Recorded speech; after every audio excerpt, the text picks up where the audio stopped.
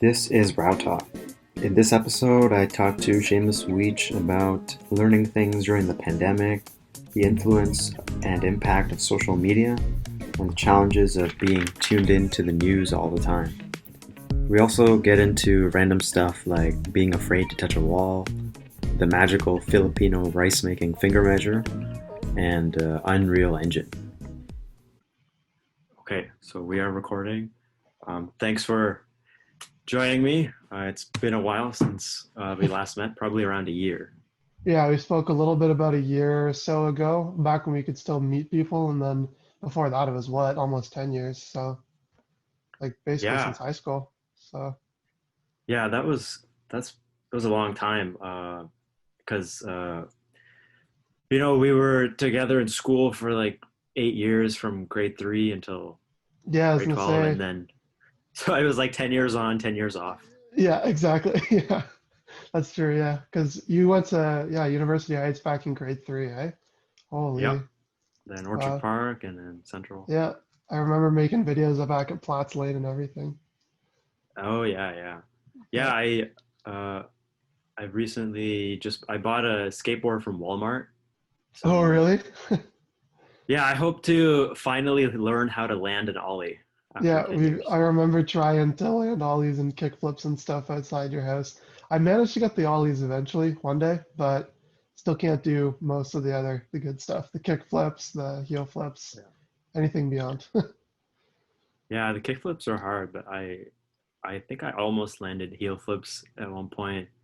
I think it was easier than doing an ollie for some reason. It was weird. Yeah, I remember because kick flips were the one that all the kid, like all of our friends were into were kick flips, and no one really cared about heel flips, probably because I don't know, people did them less often, like Tony Hawk Pro Skater or something.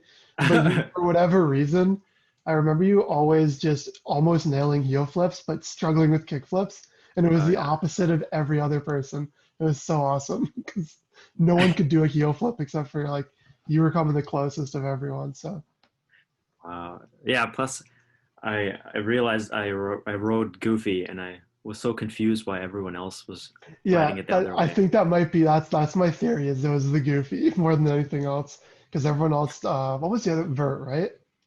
Or I no, don't vert know. is yeah, there's another foot placement that I can't remember the name of. It's been too long. 15 years is enough to wipe my memory of basically everything in my life. So, do you ride the board anytime? God no, no, I my brother still does like the longboarding and stuff to get around occasionally, but I haven't ridden a board in ages. Ever since like I don't know, I probably landed on it the wrong way and destroyed my shins and stopped doing it Wow, or something. I don't know, but yeah. wow, that sucks. Is that persisting injury? Oh God, no, no, it was nothing serious. It was more just me being a kid, spinning it, smashing on my legs, losing interest, and then you never get those things back when you're a kid. You try a million hobbies and see what sticks. So yep. Yeah, that's true. Um, I think I remember one time you said I think you were grinding and you snapped your board in half or something. Yep, that happened. Well, I tried to grind. I don't know if I actually grinded so much as just smashed my feet down as hard as I can and immediately broke the board because I had like crap quality like Walmart boards with like Oh, no endurance, no bearings, everything was trash, but you know. right. Yeah, yeah, that's crazy. It's I've been trying to bring back old hobbies just as a part of my fitness routine. So I run and I want to skateboard again, but it's just that uh, it's something new and you're not good at it. So I just feel self conscious when I'm outside. But I'm trying to make myself go out. Let's Yep, go out 5 minutes a day for 2 days a week, and then hopefully over a few months that will build. Um, yep. so that's the approach I took with running, and now I'm really comfortable running outside. That's a good approach to take because yeah, like I'm the same way. If I'm not immediately good at something, I quit. So like I've never learned a new language or how to play an instrument or like anything that requires like that extra bit of willpower to get past that first stage because I just get so pissed off. I'm like, nope, can't bend my fingers this way. I'm not learning the guitar. Screw this instrument, stupid. Or like Yeah. the instrument, oh, I have to learn to conjugate this verb. I quit. So yeah, like I've always wanted to learn a language or an instrument and never bothered to. And then, yeah, the same thing. Like I've, especially now with the Corona thing, I've started exercising at home a little bit. And like that has been more of a motivator to work out because like I don't want to go work out at the gym because you have to, there's a whole, beyond just the like, can I lift the weights? There's a whole like skill floor that you need to have where you need to know how every machine works and blah, blah, blah, blah. And so it's intimidating, right? So I've never bothered to Yeah. do it. And now, I've started lifting weights at home because my work, has a fitness stipend, I guess, where you can buy fitness equipment or whatever with it. And so, doing the same thing as you basically and slowly introducing myself to some of the more complex stuff. So So what's your home workout routine? so my girlfriend, her name's Calista, her dad works at a school and they were throwing out this exercise bike that they got for a kid who basically couldn't participate in gym class for whatever reason. So they got him this bike was his like what he would do or one of the things he would do. And he had graduated, so they're just going to toss it. And so he scooped it and brought that over for us. So I have that, and then I have those like weights where you can select anything from like 5 to like 55 pounds or whatever. So then I just basically do a bit of cardio on the bike, and then when I exercise with the weights, I can do presses or uh, freestanding squats and things like that with them, where I can adjust the weights to be what I need because obviously I want different weight sets for different things. So I've been doing those as well. It tends to get me, I get about 30, 45 minutes in 4 times a week. So Oh, that's pretty good. yeah. Yeah, I mean, is that just to stay fit, or are you like training for something? Oh God, no, yeah, no. It's just because I'm getting old now. My metabolism's breaking down, and I can't act like an absolute hooligan and get away with it. I need to at least try a little bit. So Yeah, that's it's yeah. yeah, it's so. I mean, I don't know. It's just a change in lifestyle because you know, like we talked about before, you get up and you're stiff. It's like I don't remember it being like this a decade Yeah, ago. yeah, no, absolutely. I've noticed like for the first time I feel like an adult now that like I've graduated for the second time. My body's falling apart and I'm stuck at home and can't see my friends. Like I feel like a true adult now. Like I don't see people. I'm sore and I don't have to go to school anymore. Like I Wow. knocked it out of the park. And the next step is people have to come see you because you Yeah, can't go exactly. out. Yeah, I might go out for a meal as long as I'm back in bed by like 10 o'clock. But other than that, yeah, I'm already prepping for Uh, that like 80-year-old get off my lawn, I hate everyone phase, but not quite there yet. Need to get a little grumpier, more of an asshole, but I'm working on it. yeah, I think those are probably like you'll probably have at least one good like old like super old person year where you're just well enough to get angry at people and no one does anything about it. Yeah, yeah, And exactly. and then and then after that it'll just be you won't even have the energy to yell at Yeah, people. you'll just be too old to be angry at people. Yeah. It's like Tom Segura, one of a comedian I really like. He has a joke, something along those lines, and it's basically that, like, he wants to get to the age where people get pissed at you for wanting to help, where you're like, stand up, and you'll be like, "I'll take the garbage out." And they're like, "Sit the fuck down!" Like, no. He's like, I want to get to that age where people get mad that I'm trying to help because I'm so goddamn old. I'm like, that's uh, that's the life. there's more of a risk that you're gonna hurt yourself taking out Yeah, the garbage. yeah, they get pissed at you, like, don't you dare take the garbage out. Wow, that's good. Yeah, Um, yeah, but it's crazy. I have my like a daily routine where I do something for an hour, whether it's walking, running, stretching, anything, because it's like getting an oil change for your car. You got to keep everything lubricated, make sure you yep. can move right. Um, I've learned the importance of that as well. With especially with COVID, is when I first was like locked up and we shut the office down and everything. It was like every day I was trying a new hobby. Like I was, making bread like everyone was doing. I had like an Arduino board I was like wiring things up with. I downloaded like Unity and Unreal Engine. I was fiddling with game dev. Like it was a new thing every single day. And like those like Skillshare style websites, I'm not really sure what Oh the yeah. term is for them, but all those going free, like I was just going through those. It was wild. Um, I find that I more and more often find things less grabbing my interest for long periods of time. And it's more like I sit down for an hour, do something. Um, it almost always has to be something that I feel is maybe not creative, but is an improvement in some way. Like I find that if I sit down and play games for like an hour or 2 hours, Mm. it's can be fun, but I don't know, I feel guilty afterwards. I don't know if it's like a leftover remnant from the fact that I went to school for what, 12 years and then 4 years at university and 4 years at college. So I'm Um, not sure if it was the 20 years of schoolwork making me feel guilty every time I relax, but even now I find I need to be doing something. mm. Just watching TV and playing video games, I have this immense sense of guilt. So I'm hoping that that goes away as I get more into the working and less, because I've only graduated like in January now, I guess. So I'm still have those residual feelings. So I've been doing those like 1 hour self improvement or whatever tasks, is trying Mm. to kind of get myself out of that, feeling bad for not doing schoolwork 8 hours a day mindset. Yeah, it's a tough transition.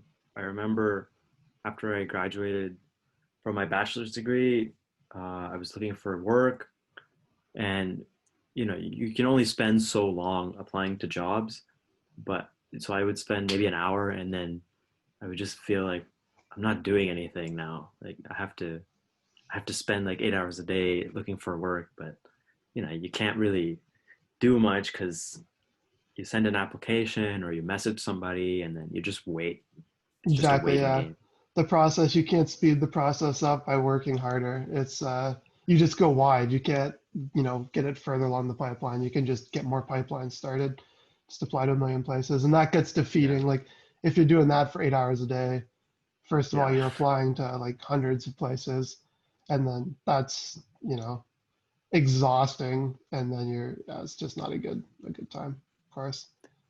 Yeah, and I have the same kind of feeling about just doing stuff when I'm not doing anything. I have this itch to like just do something because I have a huge list of things to do, which I will never finish all of them, but that's just kind of the way I approach doing things by having Yeah. a never-ending list. Um, so yeah, I find the way it works for me is uh, I kind of ramp it up. I'm always doing too many things, and then at some point, it's like there's so many things going on that I can hardly focus on one thing for 5 minutes, and then that's Yeah. when I know I have to start finishing things or cut things out, and then it gets back down to like first you relax and you're enjoying. You can just watch a movie and just get into the movie. Then you do that a bunch of times, and then you're just thinking about more things to do, and then it just Yeah. goes up and down like that. Yeah. I have a like maybe a bad way of handling that situation, which is I just drop the hobby entirely. It's so bad. I'll get very into something because I don't know, my curiosity gets the best of me. Most recently, it was carnivorous plants. So I was like, oh, carnivorous plants are cool. Let me learn about them. So I like started out with like a wiki deep dive or whatever, and then I just go nuts and I get like all the equipment I need. I'll get like for instance carnivorous plants. I got special like peat moss soil because they can't have nutrition in the soil because then they'll like burn. And I got distilled water because they can't have minerals in the water. And got all this stuff, set it up, and then I just see something else that interests me and I'll grab that thing. And then eventually I have 5 hobbies that I've started and I realize I can't juggle them all. So I just drop hobbies and then now I just have, a pile of wood burning equipment in one corner of my house and carnivorous plant like peat moss in another corner of my house. It's just ridiculous, but yeah. So that approach. is very conducive to hoarding. Are you a hoarder? Well, so no, I'm not a hoarder. I'm very, Kalista especially hates that stuff. So the house is Okay. actually very much cleaned up and put away. Um, but you're right. Now that I'm thinking about that, I should be a hoarder, but I think that I'm also very good at letting things go. Oh, So,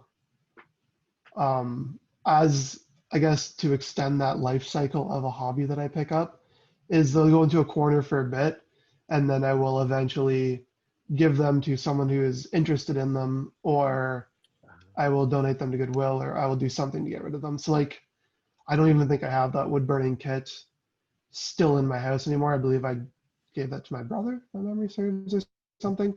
But I do still have like we have a little attachment that's basically like a mudroom for the house, and that's just got like cleistas into plants as well. So it's a plant room that still has a whole bunch of special soil and water and pots for carnivorous plants. So I definitely keep it for a bit, but I will clear out as it starts to get to a, you know, actually looking kind of messy point. Because I also really hate houses. Like if my house has stuff lying around, it really just mhm. I am okay with a little bit of dust. That tends to be what Calista cleans up, but I can't stand things not being where they're supposed to go. I don't like clutter. So Oh man, I had a friend, and he's still a friend, but we don't really talk that much. Um, but I went to his place, and he had to get something from the basement, so I followed him into the basement, and I couldn't see the floor, and that's not an exaggeration. yeah, no. It was crazy. I mean, so yeah, I like to clean up too, and I don't know how you can do that. Yeah, I sometimes think it comes from my kitchen, like from working in the kitchen for so many years as like a high schooler and stuff. Because if Mm. your kit like that area of your kitchen is messy, like that clutter just makes like it's hard to keep track of where things are, and then you're slowing Yeah. down. And so there was always like a saying like clean line, clean mind, because it was called a line kitchen. So you Oh. keep it clean, your mind's clean, you cook better.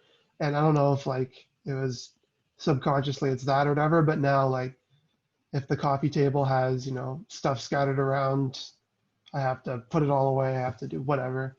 So like right now, for instance, the office, I'm in the middle of a PC build, so I have everything torn apart and it's a mess. I have just screws scattered everywhere, organized. I'm not a lunatic. I still keep the screws organized.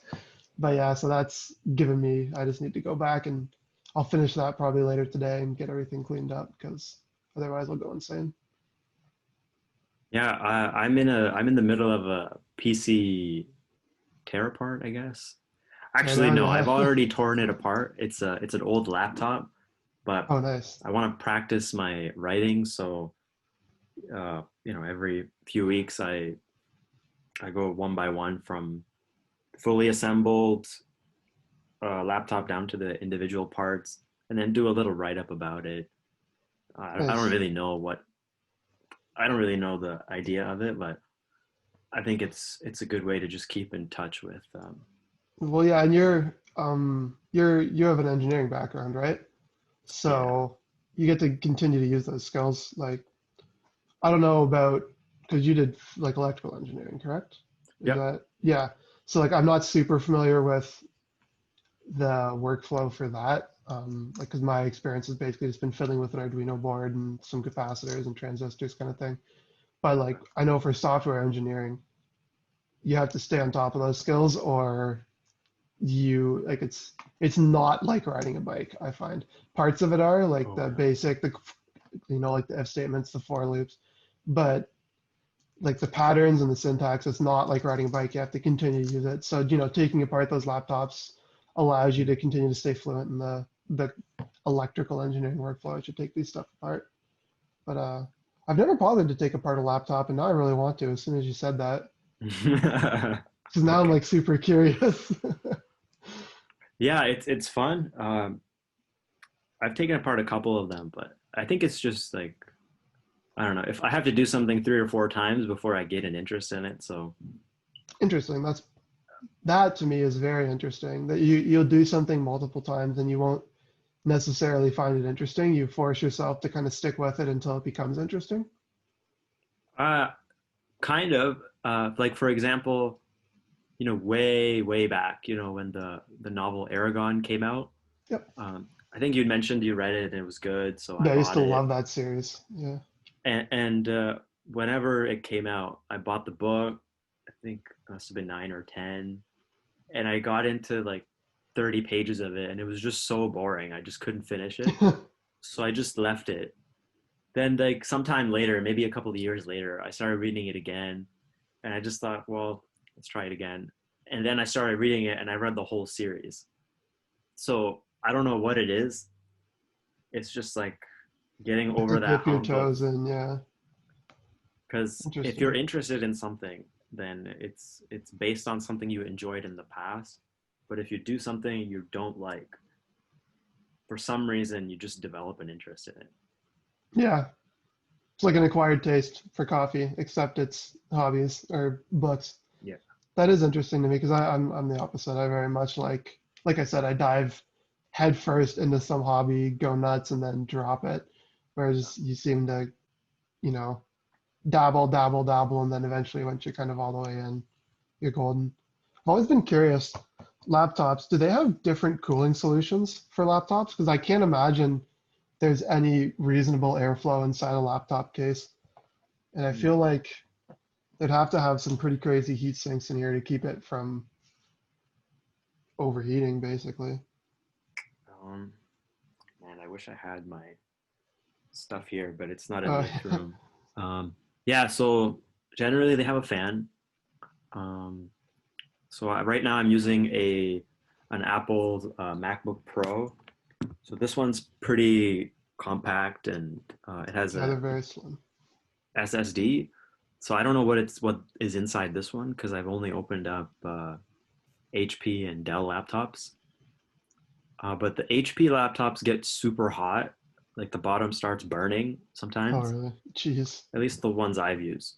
So I opened an HP laptop up. Yeah, they have. So usually you have a heat sink, which is like pasted over what do you call it? Like the main board, like the um, The CPU itself, or CPU. Yeah, yeah. yeah, over there, and then you have a fan somewhere with some ventilation that pulls the air out. And you've probably heard the fan going off if you have Oh, yeah, of a course, yeah. HD laptop. Um, so as far as different cooling solutions, I'm not sure.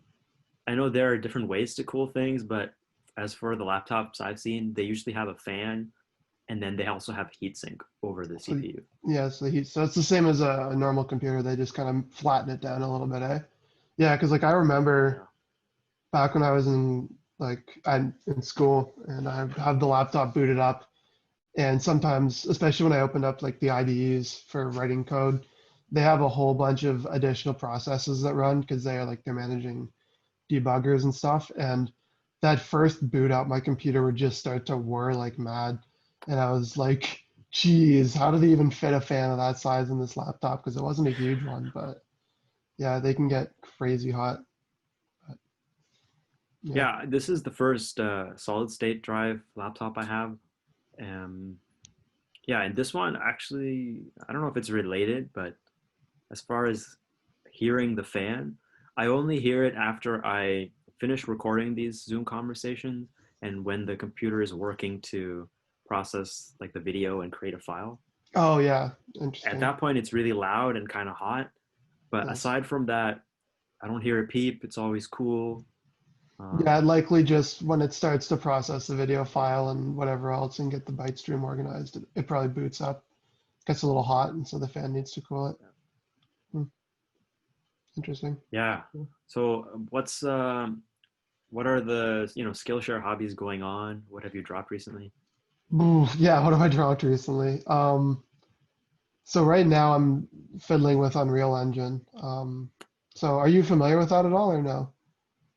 All I know is that I don't know. It's just like you use it to make games. Is that Yeah, accurate? it was originally, or I guess it still is, a game engine. So all video games have a core, well, I don't like to use the word all, not all video games. 99% of video games have a whole bunch of functionality that is universal to them. All video games want to render polygons to the screen. That's how you get graphics, things like that, right? So game engines are just pieces of software that basically extrapolate that out so people don't have to rewrite rendering tech every time they start a new game. They can just reuse the old stuff. So that's what Unreal does. But it's also really cool because you can use it for basically any real-time rendering. So architects will often use it for visualizing what a finished apartment might look like or a finished house. So that's like called ArcViz or architectural visualization. And then have you heard of the Mandalorian TV show or seen it? It was on Disney Plus. I've heard of it. I've never seen it. Yeah. It's like, it's a basic Star Wars movie. It's really good, actually. I found it dragged a little bit in the center, and I actually had a really bad opinion of it, but it really picked itself up at the ending, kind of tied everything together. But for their sets, rather than green screens, they used massive LED screens, and they rendered the sets in Unreal. So these people were actually acting on these sets with there was no like imaginary green screen that the actors had to place themselves in. They were actually inside real-time renderings of Tatooine or whatever. So it helped with that. So I've been fiddling with that stuff, and it's been really, really cool. Made a couple like little games because they're the easiest thing. It was meant for video games, so that's the easiest way to step into it. I've done a couple like apartments for architect visualization, just because that is a lot easier. It's just basically placing assets and rendering them. And then I've done a couple games. I did like an escape room where you have to, it was basically an exercise in physics engines where you can, pick up and move things around, and they have different weights. So you can, have to puzzle out where things go to get doors to open. It's basically just a physics puzzle, similar to like those Portal games from the past and stuff. And then I made a pinball game as well. So I've been dabbling with that lately, has been the big one. But yeah, it's been super, super cool. Unreal is both actually. Unity and Unreal are the two game engines that are widely used by, I guess, independent developers. And they're both huge right now. Unity's grabbed like all the independent market, and Unreal has a huge portion of the AAA market. But Unreal is owned by Epic Games, who owns Fortnite. So like it's used to make Fortnite and everything, but they've just sued Apple now over. Right. They're basically positing that Apple's 30% developer like royalty basically for everything off the App Store. Epic's arguing that that is akin to a monopoly, and so they want to release their own Epic App Store that they could install on cell phones, and people could buy stuff that way, and then they wouldn't have to pay royalties to Apple and stuff. So there's now this massive, pardon me while I rub my eye, massive lawsuit going on between two of the biggest tech companies. They're both billion-dollar valuation companies going at it. So I'm curious to see where that goes as well, because that's some true cyberpunk stuff. So on Android phones, is this a problem or no? Well, that's interesting. So they didn't sue Google. Google's historically been a lot more lenient with the fees and the royalties that are required to publish to their store. Like I know Apple it's a subscription thing. You have to renew it. I don't want to quote exact numbers because I'm not sure, but I know it's significantly more money to just be allowed to publish things to the store than it is to do it on Android. Android, it's a one-time payment, and I think it's relatively small. I think it's $30. Whereas Apple is, I think, 2 or 3 times that, and it's an annual subscription. And then on top of that, the fees are like the royalty is a lot bigger on Apple. However, despite that, Google removed the mobile version of Fortnite from their Android store as well when the lawsuit happened. So that's interesting. I'm not sure if that's in solidarity with Apple, which would surprise me, or if it's more just legal advice from their lawyers to basically remove it so that they don't become embroiled in it as well, or what. But now Fortnite has been removed from that mobile application as well. So you can't play Fortnite on your phones at the moment. Not that I really cared because I've never played Fortnite in my life, but Yeah, that's crazy because I mean, I can see the argument that Apple's a monopoly because you have to go through them to get your yeah, product into the hands of your consumers, your users, your customers. But if you open up your own app store and you just have your app, I mean, that's basically how things were before, phones, right? You would just yeah, download the game and play it on your yeah. And your computer. parents didn't trust you because they didn't know which website it was coming from, and they heard all this stuff about viruses because they were coming from every different place. Like, yeah, there's definitely pros and cons to both. I'd like I think that if Epic wins, it's going to set a pretty scary precedent because that's like how all media is distributed. Um, like if you Like go to through, PlayStation, you can only buy like games through the PlayStation store. If you only go to Xbox, you only get it through that Xbox Live store. right? Like those are closed systems as well as the same way phones are. And I think if you start doing that in Oh, one spot, you're gonna have to start opening it up everywhere, which is a pretty scary precedent. Like on PC, yeah. they've started to do it. There's like the Epic launcher on PC, and then there's Steam, and Mhm. you know, there's a few other ones. I guess I don't really know. And like it's been annoying to be honest. I don't love it, but there needs to be some regulation on fees or royalties. Then otherwise, Apple can just people can't make money if they're publishing and 30% of the money they make is immediately going to Apple. They're going to take forever to break even and get back the cost of R&D. So I'm not sure what the right solution is, but I definitely think just not allowing everyone to do their own store is a bad idea because it's just Yeah, a really scary precedent to set. it's already really annoying that I have to watch like different movies on Prime and Netflix and Yeah, Disney no, Plus, and 100%. I'll it's often find I, myself looking up, like I'll like Google the movie I want to watch and see what platforms it's streaming on to see if I have one of the 42 available platforms. It's just like holy, but yeah, yeah, initially when streaming movies became popular, I was and the internet could keep up with it. I was excited. I was thinking, oh, that's cool. There's no need to go to a blockbuster anymore or yeah. whatever. But now it's kind of like vinyl records making a comeback. It's like people want to get the hard copy because there's just too many options, and you have a fixed quality at all times. Yep. It's so weird that it's like the convenience is just making it annoying.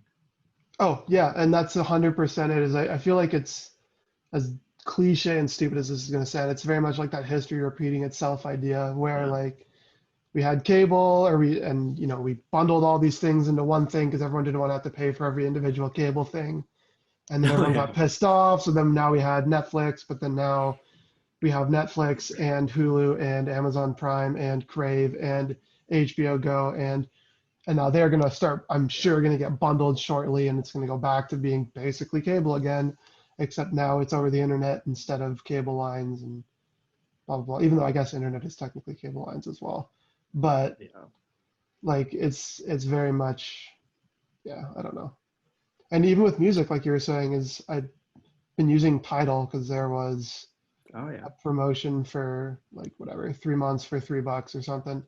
And so Tidal has master quality audio. So it's like straight from the audio booth, this new compression format called MQA. So it's like very high quality music. And now like if I go and listen to music on YouTube or something, it Oh, that's sounds gross. worse. Yeah, it's like I've turned into like an audio file now. So now I'm stuck with this friggin' like I have to use Tidal and If Tidal doesn't have it, I have to go and find a crappier quality version somewhere else. So there's definitely benefits to having it in one spot and managed. But then the question is, how much does Tidal, or in the case of the lawsuit, Apple, what is a reasonable amount for them to expect to be paid for maintaining and curating that library for you? But Yeah, that's as not a far question as for me. That's a question for the judge. right. But as far as audio quality goes, so I used Apple Music for about a year because I'd Yeah. used iTunes in the past, and a couple of my friends use it, so I like to see what they're listening to. Yeah. But I've switched to Spotify because the Joe Rogan podcast is going Spotify exclusive. Yes, they are. Yeah.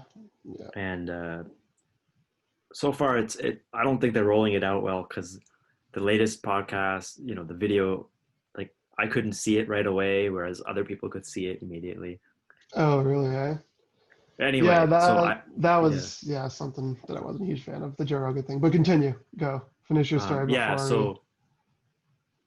so yeah, I switched to Spotify, and then a friend of mine showed me how to manipulate the output quality of sound from my laptop. So you can the choose, frequency and the sample rate and yeah, stuff. Yeah. you can choose like 44.1 or 48, make it Nice. 16 or 24-bit. Then the guy brought like high quality headphones, like forget the brand, but anyway, it was high load headphones, like 250 ohms, whereas regular ones that I have are like 32 ohms. Jesus. So the headphone quality was good, and he had a portable digital to analog converter. So I listened to a song. I think it was a John Mayer song, and I listened to it on the headphones that he brought and the headphones I brought, and we tried different iterations of output frequency, bit rate, headphones, and the DAC. And yeah, listening to it with just the other headphones and no other chain, like it's I noticed I can hear the same sounds, but how do you say it? It's more like when there's a drum hit, you can hear the hit go up to the peak and dissipate, whereas otherwise you would just hear the.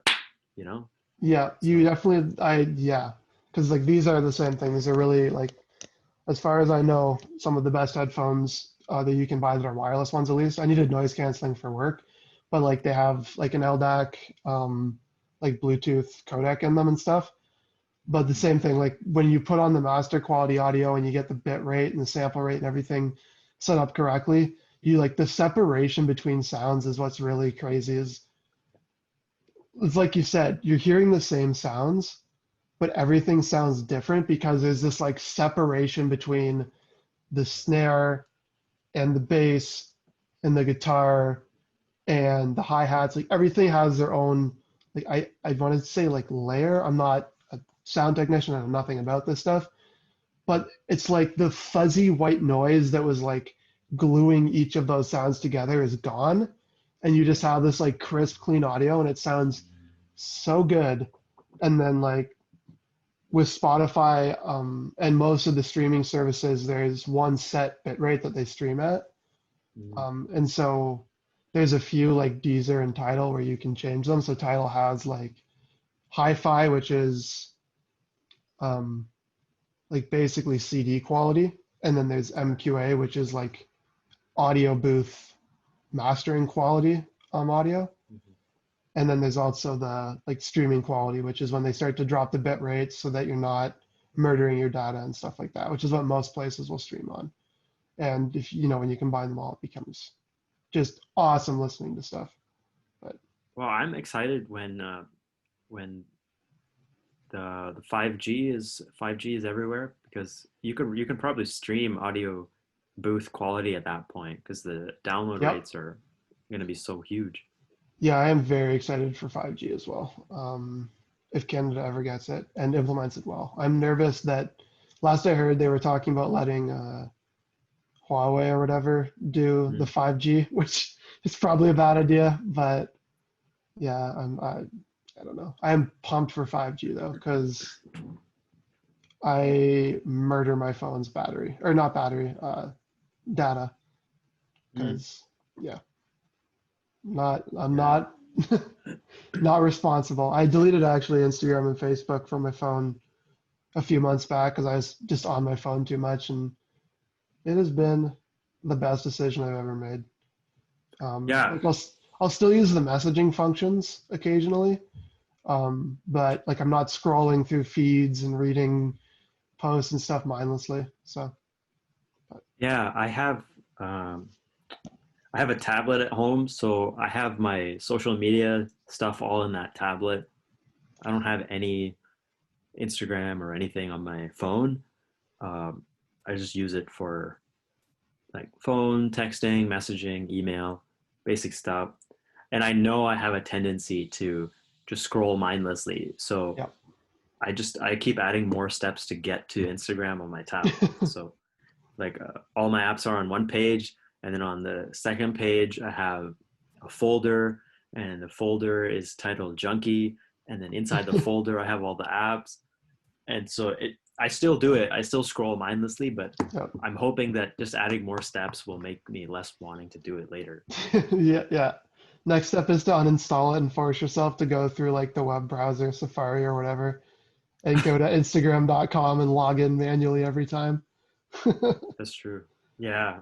That'll really discourage you.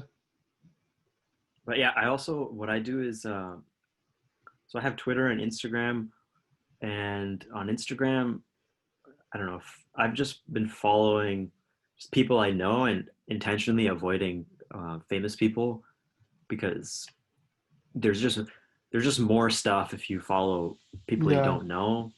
Plus, so Instagram has stories and posts. So I decided I'm just not going to look at stories anymore. And that's a good approach. people post much less frequently than story. So even when I am trying to scroll mindlessly through it, there's nothing to scroll because I've already seen the latest posts. Yeah. So, That's yeah, I did notice that near the end actually, now that you say that, is there's a lot of people posting on stories and not a lot of people posting pictures, which was weird to me because with stories they're fleeting, as like melodramatic as that sounds. It's a little bit too poetic to describe a piece of Instagram content.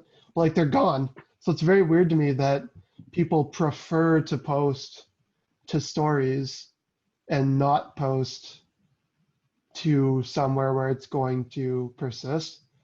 And mm, I don't know, I spent a weird amount of time considering why they would make those decisions. Like one thing is it uncool to post often?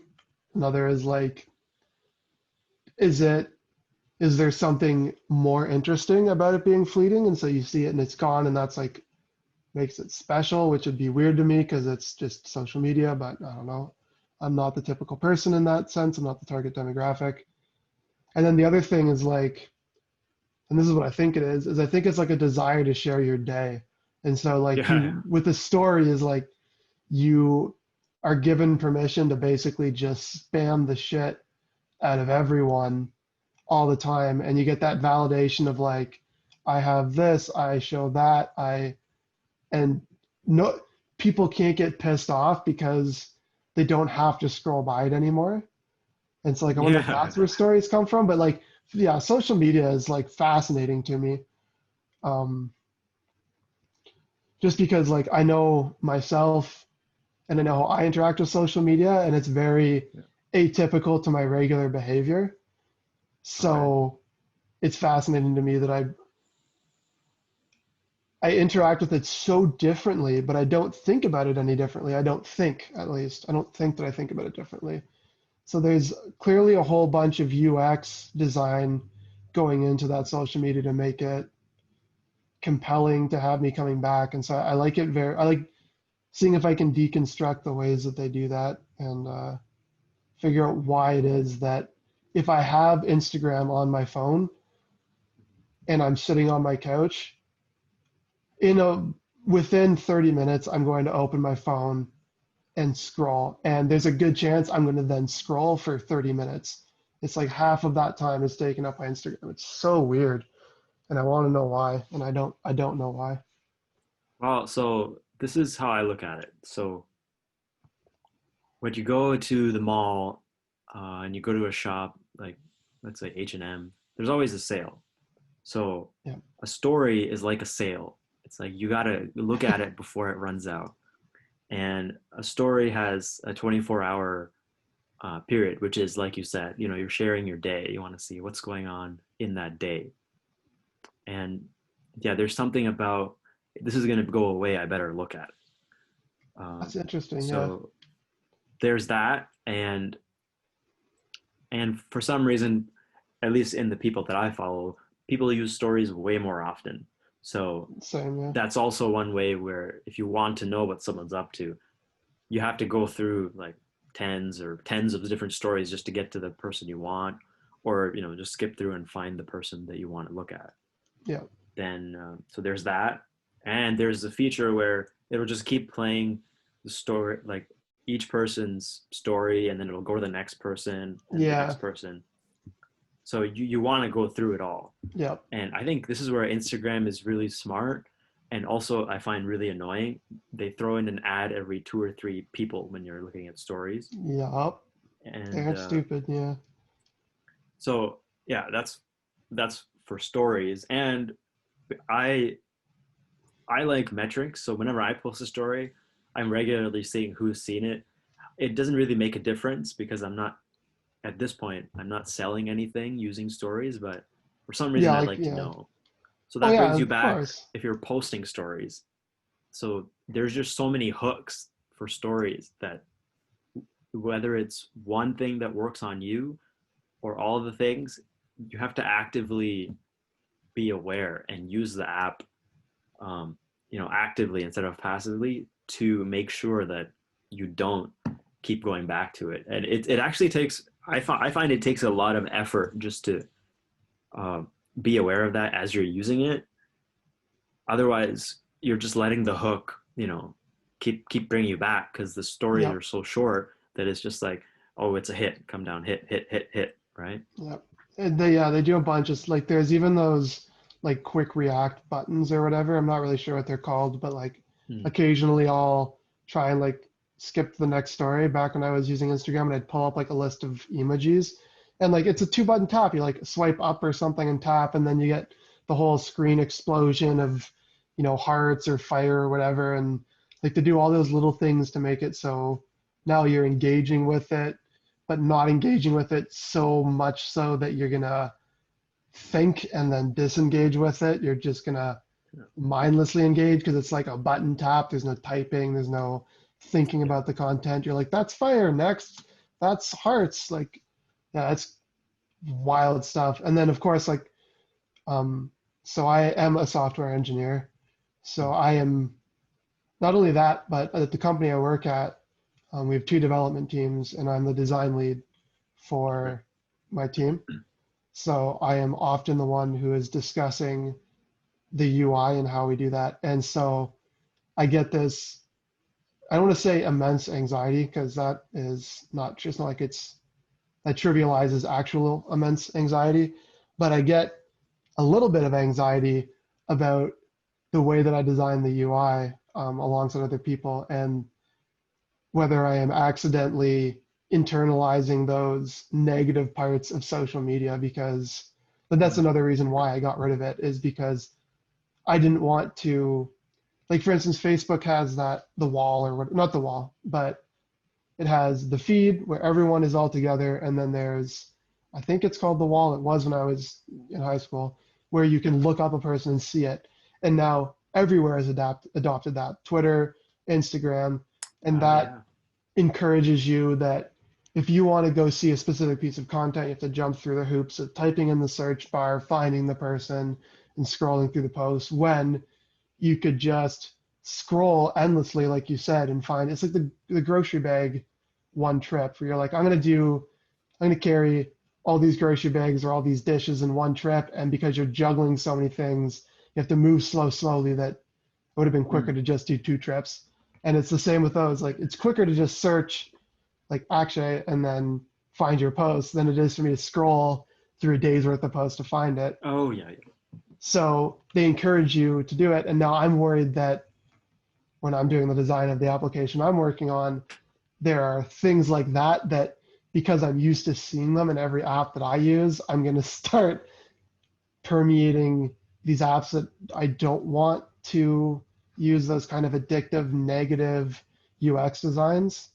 Mm. I want to avoid those where possible and create like a healthy balance between use this to solve a problem without, making it so that you can solve the problem in two ways, but one way is easier, but encourages use of the system that isn't really healthy for the client and things like that, right? So that's just another added concern for me with social media. I truly think that it's the devil, but Well, I think the technology is very useful, yes, and agreed. it's generally like it's designed well in the sense that you can see what you want to see, but also it's curated because whether it's Instagram or Twitter, I'm not on Facebook, so I don't know about it, but they will curate something to a certain Yeah, yeah, extent, even TikTok. So when you're in that zombie mode, that's what you go to because you don't have to think about what you want to see. You just want to see something. yeah. But so I think the technology is good because it's like it promotes sharing stuff, and that's why you go to Instagram. Either you're posting or consuming, and You're most either people giving or are taking. consuming. Mhm. So in that way it's good, but it's such a new technology, and there's so many ways to use it that like the iterations possible are like you need a certain amount of time before you can go through all the iterations of how to use the app, and you won't go through all of them because first of all they're updated pretty regularly. They always have new features, like Instagram is copying TikTok now with reels, so it gets more and Yeah, more complicated, and there's just no way to use all the different iterations consistently enough to build up a mental pattern where you can say to yourself, all right, well, you know I prefer doing it this way or that way. yeah. Like this is how I And will safely navigate yeah, social media or whatever. Yeah, yeah, I so like. there's no training, and because training just seems dumb, it's like, why Yeah, would I like need training? I just use it. I know how I want to use it. yeah, and that's the thing that's wild to me is with social media. Like you said, it's a nascent technology. It's brand new to us. Basically, we've never seen something like this before, and because of that, it's unregulated. Yeah. Um, which has then led to a whole bunch of things. And now, like, we're starting to see, especially with what's going on in the States and the fact that a lot of these software companies are based in the States, they're having to adhere to a lot of American laws. And so they're starting to do things where they're flagging false content and stuff like that. Right. But like, if you go back 50 years, there was one source of truth, like okay, there's never no such thing as one source of truth, but there was one source of media truth.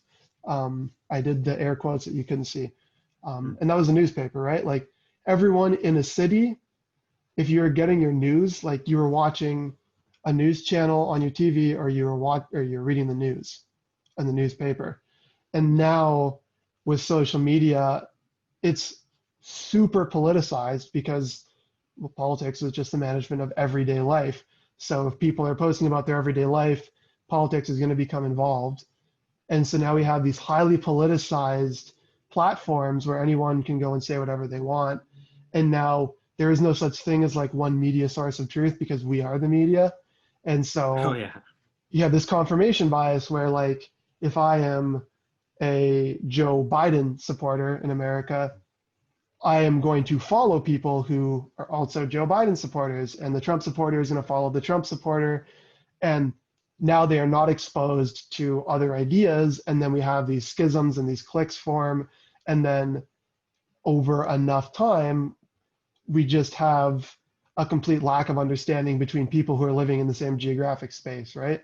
And then we Mm. have situations like what's happening in the States in extreme cases, or in less extreme cases, like what's happening in Canada with Indigenous people, or like all these awful things are happening. And because you get a little clip that doesn't have all the context, people can then spin it to be whatever they want it to be. And because people want it to be different things, social media is very much responsible for pushing us further apart, because we aren't taught to relate to each other. We're taught to basically be echo chambers to ourselves, and I'm going to only listen and hear. And so, like, as much as, like, going back to Joe Rogan, I very much dislike a lot of what he says, and I very much dislike a lot of what a lot of his guests say. But at the end of the day, he will have anyone on and will let them speak and talk. And so I very much respect that. And because of that, like, I'm pretty bummed that he's going to Spotify, because I will not be using Spotify. So, like, mostly because I don't care enough about his podcast, but, like, I will be sad that I can't consume it anymore. But social media is just responsible for that breakaway. And I know it's not the only reason the States is falling apart, but it's definitely a contributing factor. And now I'm worried that, especially right now, we can see how badly the government can fail the people. And so, generally speaking, when we have these nascent technologies or areas of whatever, you get a panel of experts together and you regulate it and you say, this is how this is going to work. But, like, for instance, with the legalization of marijuana, it's pretty clear that the people who do that don't always know what's best. And so, do we take the agency out of the hands of the people and let social media be regulated? Is that a better solution? Not really. Do you let it be unregulated? Is that a good solution? Not really. Do we take it away? I don't necessarily know that that's better or worse, but at the end of the day, we can't do that now. It's too ingrained in the social zeitgeist, right? So I just think that social media is this giant elephant in the room, I guess, that I don't think we're ever going to be able to figure out. Or if we do, that person is going to win a Nobel Peace Prize, because it's wild just how much effect it has on us. Yeah, it's, like you said, 50 years ago, there were fewer sources of media, whether it was radio, TV, or the written word, like newspapers. Yeah. So and all those sources were curated on top of that. Yeah. That's the big thing, is even if they were curated from a certain viewpoint, but a viewpoint that at least pretended to be non-biased, even if they maybe were. Yeah. So, there were fewer number of people involved in creating and curating news and content 50 years ago than there are now. So, in today's day, if you meet the age requirement of Twitter, Instagram, Facebook, YouTube, whatever, you can just sign up and put whatever content you want. And then, like you say, we are the media. So you put whatever you want out there. If people agree with you, they'll repost you or share it.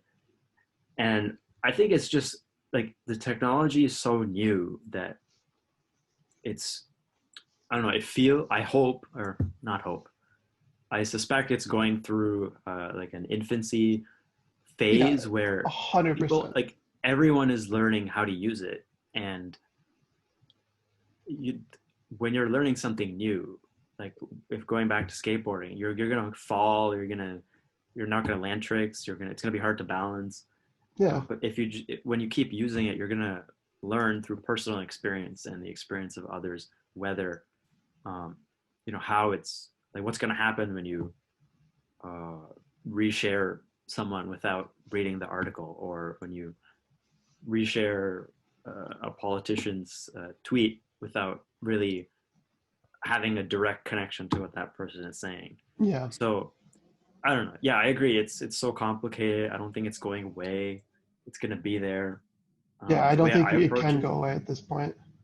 Yeah. It's just when you give power to people to voice their opinion, it's like, no, if you try to take it back, taking it away becomes censorship, and at that point, it's if it's censorship, you can't do it. So yeah, the way I approach it, or at least what I'm trying to do is, I consume a lot. So I see, whatever preference I have is what I consume, whether it's movies, TV shows, entertainers, or the Joe Rogan podcast. Yeah. But I make it a point um, I try to comment on things, if I comment at all, that I have some kind of physical experience with. So I volunteered at a community kitchen before. So I've probably spent a few hours, cutting vegetables and stuff. So, Awesome. like if I talk about that, then I have some kind of physical experience with that. Yeah. Whereas if I want to promote a federal party in Canada for the next election, whenever it is, then first of all, I'm not inclined to do that because it's just weird because like a party's platform is so huge, and I hardly understand like 99% of things. It's really hard to figure out who to vote for because first of all, you have to understand political language, how people are advertising, and Yeah, that's a so whole other. yeah, Yeah. I try to go back to what affects me directly. So in the last election, or maybe 2 elections ago, uh, I was looking through different party platforms and I saw something about phone bills. I was like, all right, phone bills, they're gonna reduce phone bills. So that's something I know because I pay my phone bill. It's a lot. If someone's gonna reduce it, that's a very clear reason that I would want to vote for this party. Yep. But it's never as easy as that. So now I'm just rambling. I forget what my point was, but yeah. Yeah, so you were saying that like you are only posting things that you have like a physical experience with. So like Yeah. yeah, and so like I think that's a great approach to take. It goes back to the like primary versus secondary sources that we learned about in high school or public school or whatever, like posting and being like, this is a thing I did, or this is an interaction I had with this person, or I went to this store and the, service was great or the food was great at this restaurant. Like I have no problem with social media. I think it's a good thing that people do that. I just think that it's when it gets to that secondary source where now people are posting something that they know nothing about besides what's been told to them, that it gets dangerous because with social media's like resharing or retweeting capabilities, it becomes this massive million or billion person game of telephone where each reshare adds some caption or context that further morphs the meaning of that piece of content, where it starts off as look at this thing I filmed at the park, and then it gets tweeted and it's like look at this thing where so and so did this, and then that gets retweeted and that person who sees that so and so does this, and then they add further context from it. Just becomes a misrepresentation of it, Mm-hmm. for better or for worse. And like sometimes it's for a good cause. A lot of the time it's for a good cause. I've seen a whole bunch of like just terrible things happen, and social media is sharing it, and like the videos are objectively like you just watch them without the context, you can see horrible things happening. And like we need to share those things, and nothing is more powerful for that than social media. So I very much struggle with my opinion on it. I don't know if I think it's a good or a bad thing, but yeah, it's something. Yeah, man. There's just too many things going on in the world, and social like just the internet makes it easy to figure out what's going on, in the next city next to you, the next country, Oh, it's wild. around the world. Like I was playing video games with a friend, and I'm not sure if you were in London when this happened, but I think you were. So I was at my desk. I live downtown, or a little bit. Yeah, I live downtown. I like a couple blocks from Vic Park, and the house like shook, and I was like, "What the hell was that?" And then I opened up the internet, and within seconds, that house down on, I think it was Woodfield or something, exploded. There was a gas explosion from the drunk driver who hit the gas line or whatever. And so like playing a game, my house shakes, I press two buttons, and I know that, like, whatever, 12 blocks over or whatever, a house blew up. Yeah. And the transfer of that information from it happened and I now know about it 1 minute later, like, that is crazy.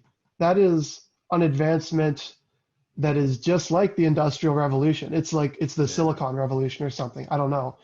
But like, that to me is a new age. There's the, the copper and the brass age. This is a whole new thing. Mm. The ability to transfer data at speeds absolutely unprecedented and share it across the world. Like, that is so many implications. Mm. And we just, as people, decided we'll implement it and then deal with the implications later. So That's how it goes. yeah, it's been good for the most part, but there's definitely been some growing pains for sure.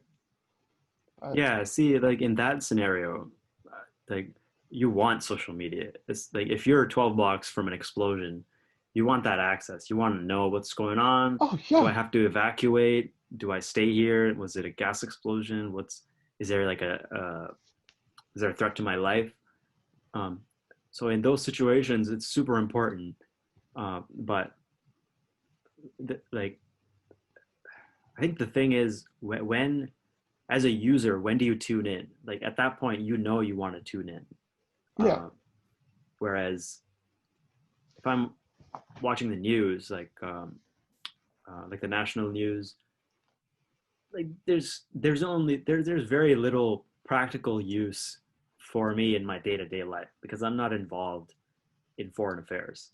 So yeah. it's like it's cool to know, like it's important to know what's going on in other countries and around the world. But it's important to remember what practically affects you directly. And That's a really good point, and I think one that a lot of people forget is, yeah, like, you're right. It's hilarious because, like you said, it's important to remember what, like, practically affects you, but you prefaced it with it's important to know what's going on in the world. And like, it seems like a contradiction, yeah. yeah, well, but not only does it seem like a contradiction, but I feel like it's not that important to really know what's going on in the world, and that's more something that you say because the idea of being like, I don't need to know what's going on in Thailand is something that just sounds ignorant, Yeah. but is, when you stop and think about it, true. Like, outside of things like genocide or like people being hurt and me being unable to help, like, or being able to help them in some way, then of course I need to know. But like, me going on about, you know, Trump said this dumbass thing that has no effect on me whatsoever, and he's like, yeah, you should drink hydrochloroquine or whatever. Me personally, living in Canada, not being a part of the States, that has zero bearing on me. But still, me and every other person in the Northern Hemisphere knows that Trump said that. So you're right. And it's something that I didn't really consider, but you definitely need to think about what practically affects you and consider those things before everything else. But Yeah, you caught me. Yeah, I didn't even think about that. I just said, "Oh yeah, it's important to know things around the world." But if my condition is practically what affects me, I think it's better off that I don't know what's going on. Um, well, because when something is going on in the world and it is likely to affect me, I pretty much hear it from people I know because yeah, other it's people are tuned in. it's So the cry wolf thing, right? Where like you hear a million times about what's going on and so you kind of stop caring. Whereas if you hear about, some awful thing that's happening or that you should be aware of now, because that's the one thing the first time you've heard about what's going on in wherever, you're more likely to pay attention to that as well, right? Because there's less white noise of, you know, hydrochloroquine uh, or whatever. kind of no. I just think you're right. Like I don't need to know what's going on in most of the world. I mean, if I go based on what actions I take in my life, the technology is such that if I want to find out about something, I can find out. Yeah, And so I'm trying to think of an example. So for example, let's see. it's hard to think of one on the fly that is like applicable to global concerns? Oh, Like, well, okay. I'll tell you this. So, this is not it's not directly related, but kind of related to my life. So, in my life, I have some investments in publicly traded companies. yep. So let's say I have a share in a Tesla in the U.S. Um, if I have a share in that company and I have a large amount of money invested in it, it would be useful for me to set up some kind of alert for Tesla. Hmm. If the And share to follow drops, Elon I on would want to Twitter. know. And to follow Elon Musk on Twitter. Yeah. So, uh, in that situation, you're kind of curating what you're going to find out, and anything that is anything around Tesla, you would want to know. Like you would want to know that there's going to be a factory in China. Like you would want to know that, and if that's the case, then you would want to know, well, what's going on in China? Is it going to affect Tesla? Yeah, exactly. Like, On do I need to be concerned? Is the protest in Hong Kong going to affect it? And yeah, that's a good point. That's a great, actually, example. And yeah, I guess so. In that sense, there is value to knowing, I guess, what's going on in the real world, but it's a curated Mhm. view of the world. And that's the other thing is like the algorithm that the algorithm that everyone talks about, like that is basically ensures that those separations and exposure to data happens, right? Because Mm. if I only look up a certain thing, then the algorithm starts to learn, and then next thing you know, when I Google something, I'm just not seeing articles that don't adhere to my opinions because the algorithm has learned that I don't click on those, right? And so then Right. I don't even have the chance to ignore them. They're just Mhm. pre-ignored for me. So that's just another thing that just further breaks us all off into groups, man. And that's why, like, I don't know. I think globalism is a bad thing, and I think globalism is a good thing, and it's very confusing. And I don't know how to rectify those opinions. It's like this. When you're when you're driving somewhere or you're a passenger in a car or like let's say you're at the grocery store and you're just shopping for groceries. They have some music playing. You have no control over it, so you just kind of feel relaxed. It's like awesome. I don't have to choose the music. Yeah, yeah, So yeah, there's something to be said about just being exposed to whatever that you're not seeking out. yeah, man. Because when I get in And the shower, I spend 5 minutes picking a song before I get in the I know shower. it's Whereas the grocery store, I'm just vibing to like Selena Gomez or whatever the hell is playing yeah. on the radio. So yeah, no, you're right. There's a comfort in letting go and not having to worry about those small decisions. Yeah. Yeah, but like there's just so much choice that like like there's empowerment in choosing, but now that there's so much choice, there's going to be a point where there's going to be empowerment in not choosing. Yeah, it's analysis paralysis, right? And the like, if you have so many options, you just don't choose. Yeah. Um, I was reading about some awful mental illness that I can't believe is a real thing, but sounds like the worst. And it's kind of related to this, where you are unable to form connections in your brain that allow you to make assumptions about how the world works. Whoa. So it's like if you get out of bed, you are afraid that your foot will go through the floor. Like you can't safely assume that the floor will support your foot because and so your brain has trouble forming those connections. And so it's not uncommon for people to just like, they'll touch walls to ensure that they're not goo or something. Like Mm. they just can't learn about how the world works and like the rules of physics and stuff. Their brain just doesn't make those subconscious connections. And it's like I can't imagine how people like that feel in today's world where Mm. it's just a constant monitors flashing LEDs at you to the point where it's just like a Mm. cajillion permutations of anything. Yeah. You'd be paralyzed. You wouldn't be able to move. But Yeah, that would be a scary condition. A whole day would be. I couldn't even imagine it, man. Like apparently it's not uncommon for them to suffer from a bunch of other mental illnesses like self-harming and things like that because of the psychological stress that it puts on them. Not to bum Mm. us all out, but yeah, it's pretty crazy stuff. Yeah, I mean, I'm not. Yeah, it sounds really terrible, and I don't know anyone who has that, but I can only imagine. Um, so um, what I do my own kind of mental exercises where I I figure out I'm always trying to figure out what am I assuming, like what do I know for sure, and what am I assuming.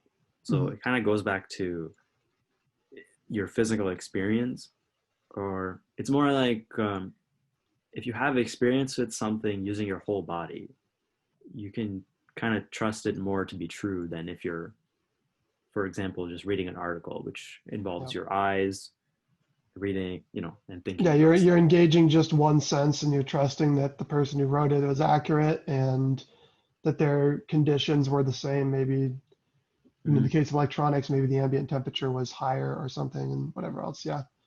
And Yeah. engaging So with it in like a kinesthetic sense where you're using all your senses to do it, you're going to learn a lot quicker, right? yeah. So And like, better be able to trust those what you learn. but like going back to, um, touching a wall, and I'm not talking about people with this illness that you describe, but just in my life, I've touched a wall like so many times, thousands of times. I've So touched so many walls. I've touched one wall many times too. Yeah. So it's I've never had my hand go through it, but do I know for sure that will never happen? No, I don't know for sure, but I can only rely on my experience. Yeah, your And brain is smart enough to be like, I'm gonna just guess this time that it's not yeah, gonna let my arm go through. Like, yeah, yeah.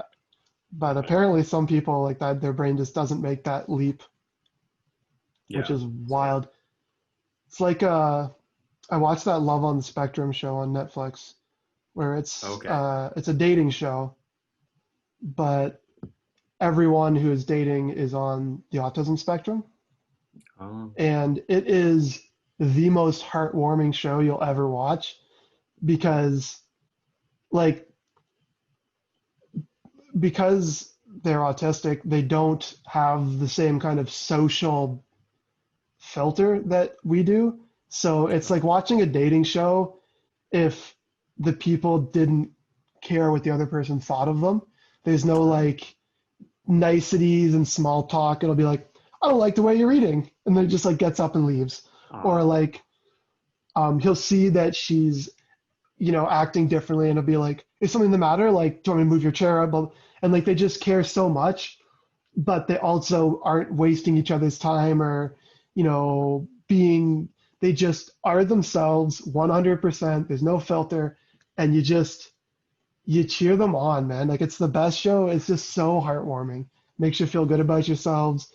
And like I feel like everyone needs to do that kind of stuff. Like we just need to stop. People need to be better at expressing what they want because like even for every date they'll be like so and so, this is his likes and dislikes, and it's so adorable because half of them will be like I like long walks on the beach and I dislike nails on a chalkboard and like stuff that you would expect to see, but then it'll be like he really likes the feeling of shedded snake skin and he really dislikes how it feels to rub your hand on a shag carpet. Just like whoa. super specific things. And I'm like, these people know who they are and they're just so wholesome in every sense. So if you ever want a feel good TV show that just is like brainless background noise, highly recommend Love on the Spectrum because it is super cool. Loved it. Wow. There's also one That's called Indian Matchmaking that is oh yeah. a dating show with like they basically have a matchmaker match couples all over the world. Like they do North American couples, a couple of Indian couples, and a couple of Asian couples as well. And it was super cool, very very interesting as well. So I've been watching a lot of like reality TV apparently, but it's been good Yeah. reality TV. It's still like you can kind of tell it's scripted a little bit, but Okay. these ones at least have a little bit more of a feel where it's like they just let the people do their things and then they cut it together as opposed to like the real world or whatever where it feels like the scenes are set up and scripted. Yeah. This one is more just editing, so it doesn't bother me as much. Yeah, it's always nice to just uh, meet someone and just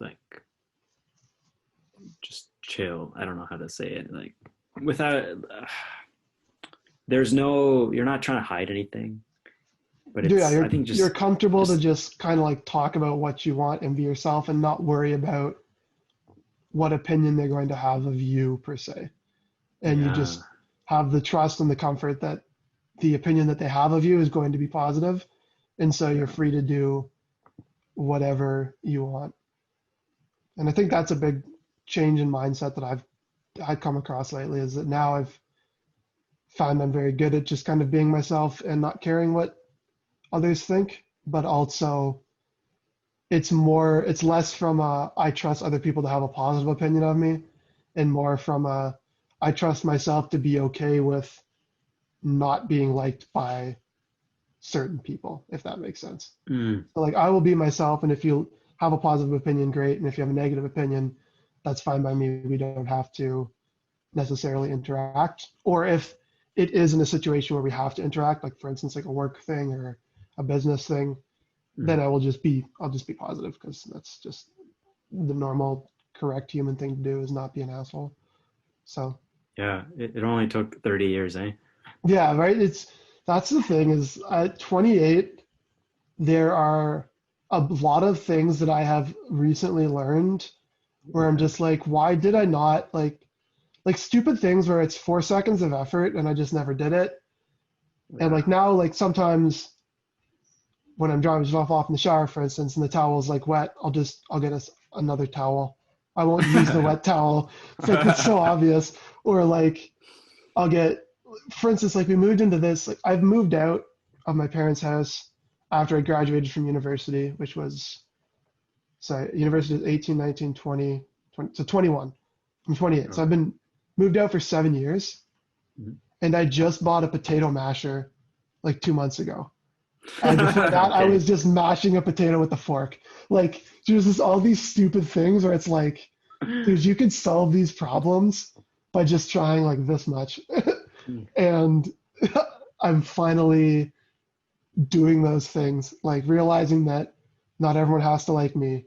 I can buy a potato masher. Mm. If my towel's wet, I can just get a different dry towel, like shit like that.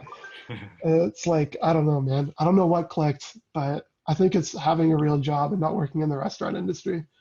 That's what it is not being up Yeah. till 2 o'clock and sleeping until 2 o'clock in the afternoon. Yeah, the simple things that make life easier are the hardest thing to see. Yeah, Like yeah, exactly. I'm trying to think of something that like that in my life. I'm sure You there's so many, probably, but no, you probably figured this shit out at like 18. You also like moved out a lot earlier than me, I guess, too, because you went to yeah. university outside of the city, right? So Yeah. But yeah, I mean, yeah, you're kind of forced to learn how to like I'd never cooked and I made rice for the first time after I moved out. So that was yeah, like I was forced to do that. Um, and at that point, so I was in Waterloo, which is about an hour and a half drive from London, from where we were living at the time. At that time, it just seemed like a huge journey. It's like, oh my God, I'm an hour and a yeah, half away from my parents. yeah, But now it just seems like that's so close. It's just yeah. It's like, oh, I just can go drive there for a for a day day. trip. Yeah, exactly. That's funny. Shoot, what was I gonna say? Well, it's 11:30, I but we guess can yeah, it keep is. going. We can keep going for another half hour if you're free. Um, yeah, if we can come up with more stuff to talk about, absolutely. I gotta remember what I was gonna say though. Mm. Yeah, we'll go to 12 for sure, because we've been talking pretty smoothly for the last little bit. Um, you were talking about Waterloo, living at home. Rice, that's what it was. Do you know who Joe Coy is? He's a comedian. Yeah, I haven't seen his special, but it's on my list. Okay, so I've watched, I don't think it's his newest special. I think it's his second newest special. Mm. But he does a bit on the right way to cook rice. He's like, every Filipino person, every Asian person cooks rice this way. This is how you do it. And I tried it, and it worked perfectly. And I've cooked rice that way ever since. Is it the And finger measure?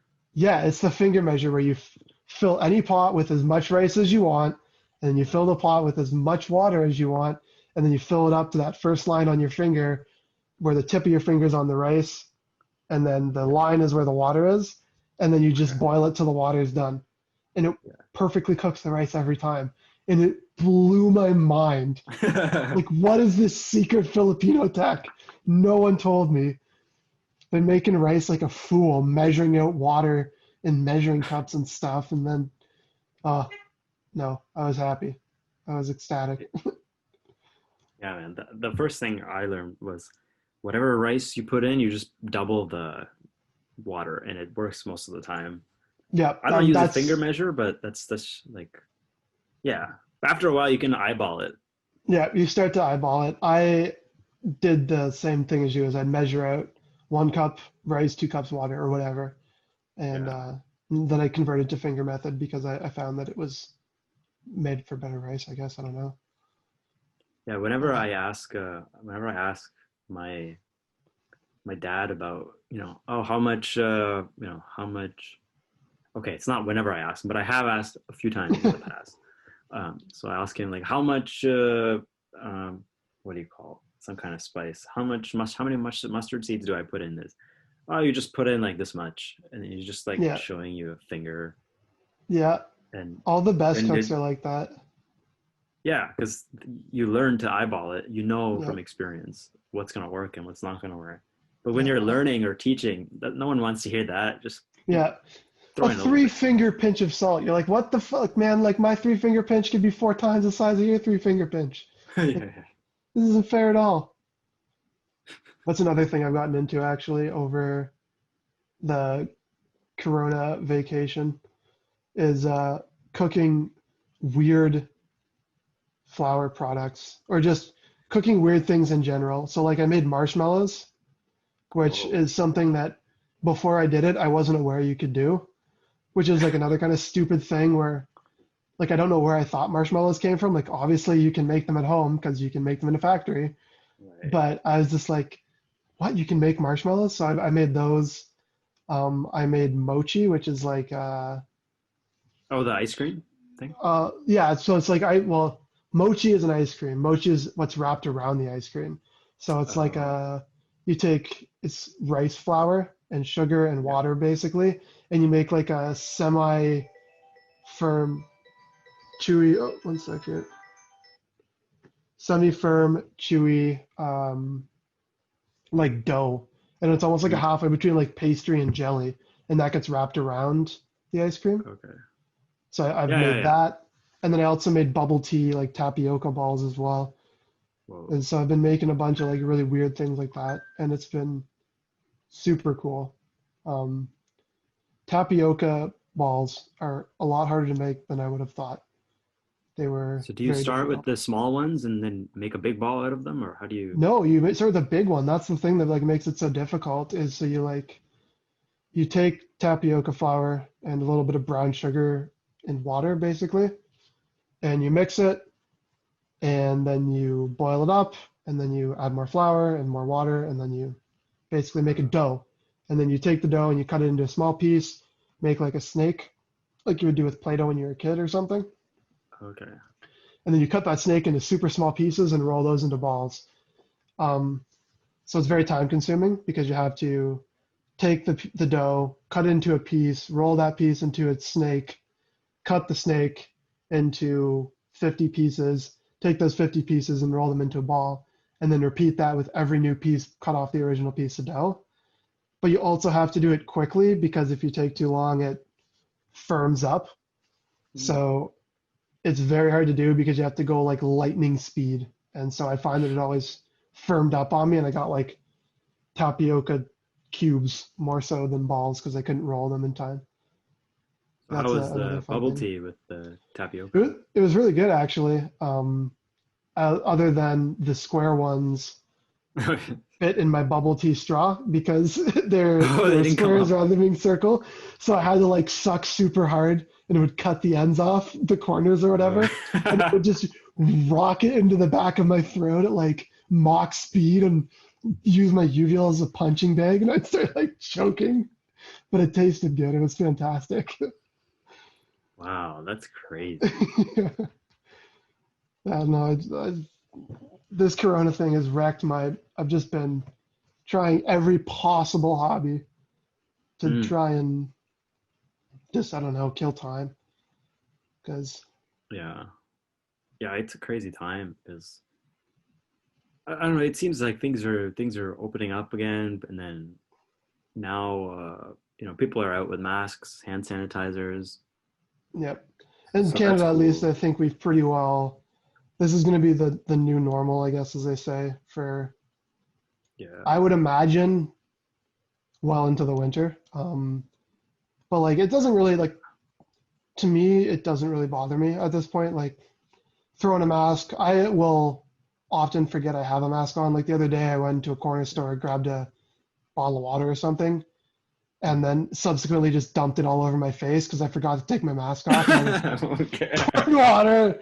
I like walked out of the store under the corner of Dundas and Richmond, all the university kids walking around and just like all over my face. It's like the mask doesn't bother me anymore.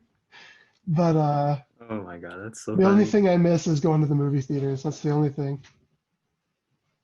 Yeah, a couple So of times I've been going out for a walk, so I put the mask on first and drink the water, and then just like, oh, yeah, exactly.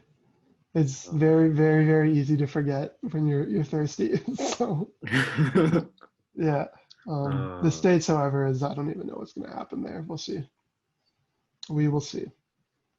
yeah, I think, but yeah, it's been pretty okay. Like so far, no one I know has gotten sick. I mean, Yeah. and everyone seems like the grocery stores are pretty cool. They're always cleaning the carts. Yeah, like the Most stores people have wear done a a great mask. job. My concern is like Canada has done a great job. Like the masks have been great, stores are doing great. My concern is like if we do get a second wave and it happens in the winter because the temperatures are starting to drop and apparently that's good for it, Yeah, is just because like I come from a restaurant background, there's not going to be patios for restaurants to open on. So right. and like restaurants were already struggling. So I'm super curious to see what happens to restaurants when patios shut down because I don't Hmm. see them being able to stay open. Or they could, but then they're working at half capacity. And at that point, they might be losing money Hmm. paying staff than if they just shut down and, just paid the mortgage and utilities. But I don't know. Yeah, we'll see. Yeah, I mean, they'd have to do takeout, but I imagine you don't make a lot of Oh, money yeah. from that. Yeah, especially if the takeout's managed by a delivery company like Skip the Dishes and Uber Eats, which is, Oh, because of they charge, course, like they yeah, they take a fee, right? charge. I think I've heard it's around 30%. Like I Oh know my I God. worked at a restaurant right when Uber Eats started coming into the city, Oh, because I was still in school at the time, and we turned down Uber Eats because we would have lost money um, selling food at the prices we were selling it. And Uber Eats has a policy where you're not allowed to raise the price of your food. So like a lot of places, if you order from Skip the Dishes, it'll be like $5 if you order from the store, and it'll be $6.50 if you order it from Skip for the same oh, thing, okay. and that's just to cover the fee. So Skip the Dishes will let you do it. Uber Eats won't. So we had to turn down Uber Eats because we'd literally like for every burger or whatever we sold, we'd actually be paying money. So Oh yeah. not managing your own takeout, I imagine, is not going to be reasonable enough for them to stay open. So we'll see. I'm hoping Yeah. that things just kind of go away. That would be ideal.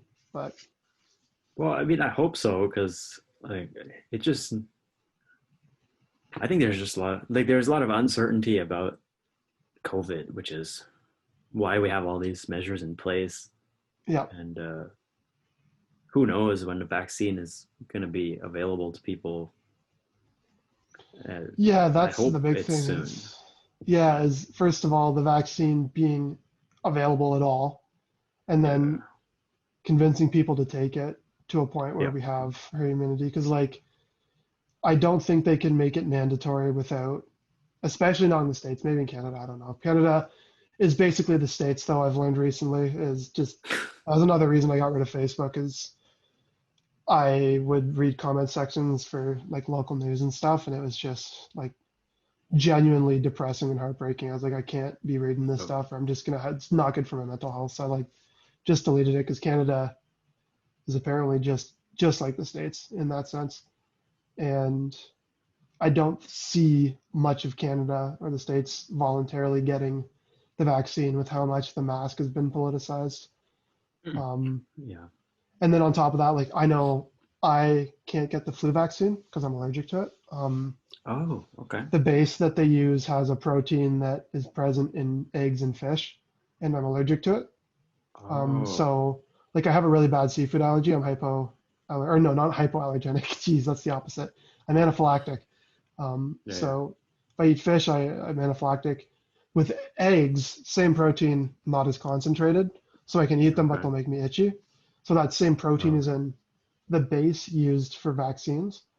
Yeah. So I can't get the flu vaccine. So I'm not even sure if I'll be able to get the COVID vaccine, which means I have to Oh, hope that other people will get the vaccine for me and provide that herd immunity that means that I won't okay. get it because of that. So that's another whole thing, is getting people to,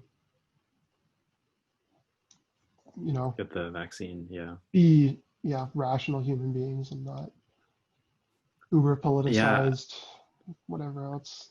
Yeah.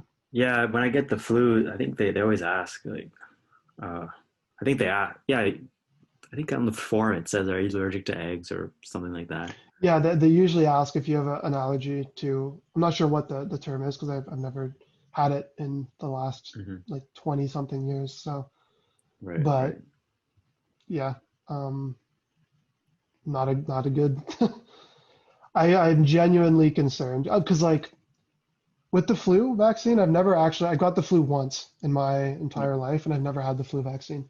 So like that works if people get it. It's just whether people actually get it is the thing. That was a Yeah. wild flu though. Um, I was like back in grade 10, I was in Mr. Pijon's science class and I was sitting at the Wait. back and like I didn't go home and I walked home from school. It was in the middle of like January or something. Yeah. And I was so sick that my pectoral muscles were sore. Like, you know, after you work out, your muscles Yeah. are sore. It was like that in my pectoral muscles from just shivering so hard Oh, from just the wow. fever. And I got home and passed out, and then I slept right through I think it was either civics or world religions exam. It was Oh, wow. Mr. Brown had his like in class exam, and I slept right through it.